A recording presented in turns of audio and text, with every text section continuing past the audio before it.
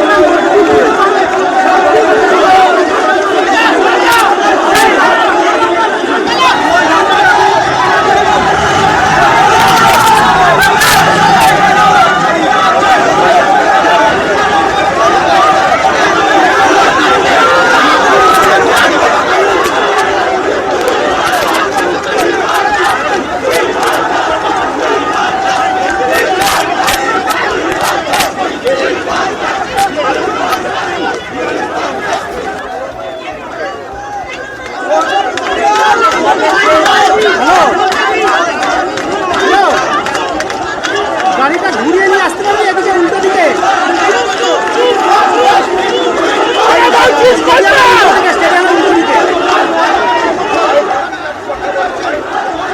গাড়িটা ঘুরিয়ে ঘুরিয়ে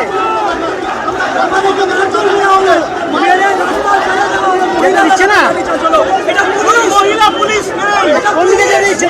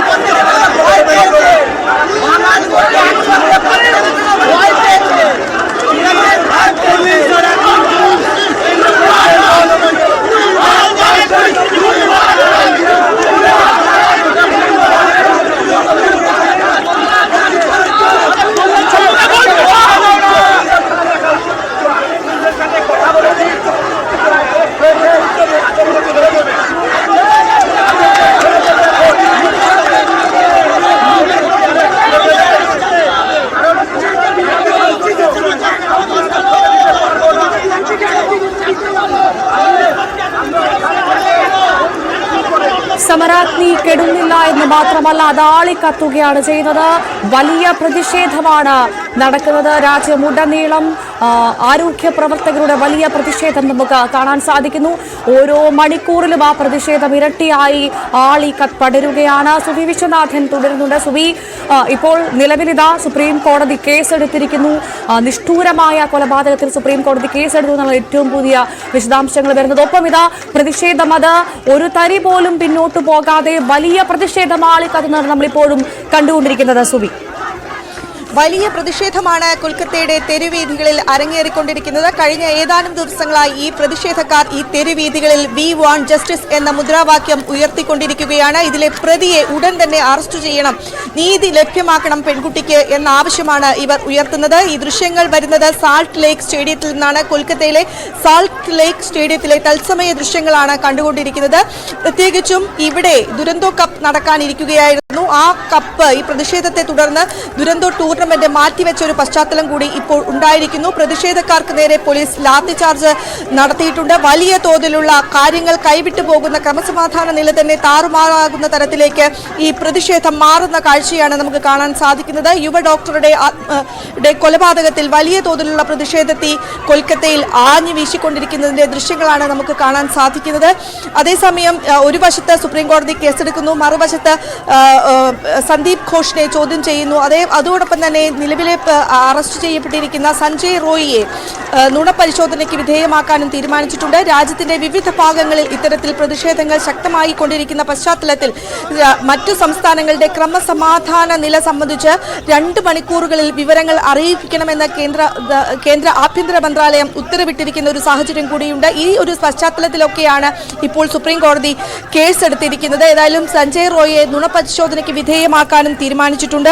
ഒപ്പം ജനങ്ങളെ അല്പം ശാന്തരാക്കുക എന്ന ലക്ഷ്യത്തോടുകൂടി മമതാ സർക്കാർ, കൊൽക്കത്ത പശ്ചിമ ബംഗാൾ സർക്കാർ സ്ത്രീ അനുകൂലമായ രീതിയിലുള്ള ചില പദ്ധതികൾ പ്രഖ്യാപിക്കുകയും ചെയ്തിട്ടുണ്ട്. സ്ത്രീകൾക്ക് വിശ്രമ മുറികൾ അനുവദിക്കുക, പ്രത്യേകിച്ചും സ്ത്രീകൾക്ക് ഒരു ആപ്പ്, അലാറം പോലെയുള്ള ഉറപ്പാക്കുന്നതിന് ഒരു ആപ്പ് രൂപീകരിക്കുക തുടങ്ങിയവയാണ് ഇവ. എന്നാൽ ഇതുകൊണ്ടൊന്നും പ്രതിഷേധത്തിൽ കുറയുന്നില്ല എന്ന് വേണം നമുക്ക് പറയാൻ. ഈ സാൾട്ട് ലേക്ക് സ്റ്റേഡിയത്തിലെ ദൃശ്യങ്ങൾ സൂചിപ്പിക്കുന്നത് വലിയ തോതിലേക്ക് ഇത് മാറുന്നു എന്ന് തന്നെയാണ്. ഭവ്യ, സുബി, നമ്മുടെ ഒരു പൊതുശീലമാണ്, അല്ലെങ്കിൽ നമ്മൾ കണ്ടുവരുന്ന ഒരു കാര്യമാണ്, എന്തെങ്കിലും ഒരു വലിയ അപകടമുണ്ടാകുമ്പോൾ നമ്മൾ വീണ്ടും അതിനെക്കുറിച്ച് വിലപിക്കും, അതിനായി പ്രതികരിക്കും. അത്തരത്തിലുള്ള സംഭവങ്ങൾ സ്വമേധയാ നമ്മുടെ നാട്ടിൽ നടക്കുന്നതാണ്.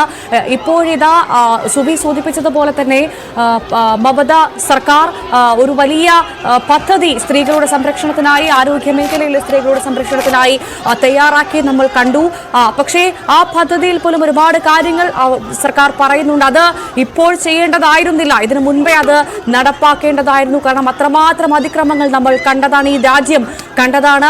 ഇപ്പോൾ ഇതൊരു വലിയ ഒരു ദാരുണമായ നിഷ്ഠൂരമായ ഒരു കൊലപാതകത്തിന് ശേഷമാണ് അത്തരത്തിലൊരു പദ്ധതിയിലേക്ക് സർക്കാർ കടന്നത്. ഇത് ബംഗാളിന്റെ മാത്രമല്ല, ഈ രാജ്യം മുഴുവൻ നടപ്പാക്കേണ്ട പദ്ധതി തന്നെയാണ്, അക്കാര്യത്തിൽ തർക്കമില്ല. പക്ഷേ പദ്ധതി വന്നിട്ട് പോലും സമരം ഒട്ടും കുറയുന്നില്ല, അല്ലെങ്കിൽ പിന്നോട്ടില്ല സമരം ചെയ്യുന്ന ആളുകൾ, അല്ലേ?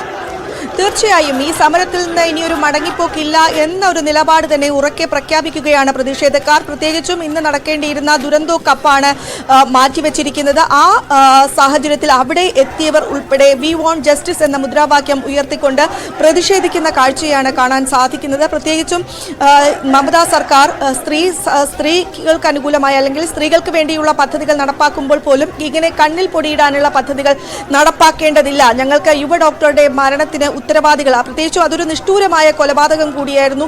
ക്രൂരമായി ആ യുവ ഡോക്ടർ റേപ്പ് ചെയ്യപ്പെട്ടിരിക്കുകയും ചെയ്തിരുന്നു. അതുകൊണ്ട് തന്നെ അതിലൊരു നീതി വേണം എന്നാണ് പ്രതിഷേധക്കാർ ഉന്നയിക്കുന്നത്. നമുക്ക് ആ പ്രതിഷേധത്തിലേക്ക് ഒന്ന് പോയി വരാം. സുബി, ഞങ്ങൾക്ക് നീതി വേണമെന്ന് ആവശ്യപ്പെട്ടുകൊണ്ടുള്ള വലിയ സമരം അവിടെ നടക്കുന്നു, കൊൽക്കത്തയുടെ തെരുവീഥികൾ നടക്കുന്നു. ആ ദൃശ്യങ്ങളിലേക്ക്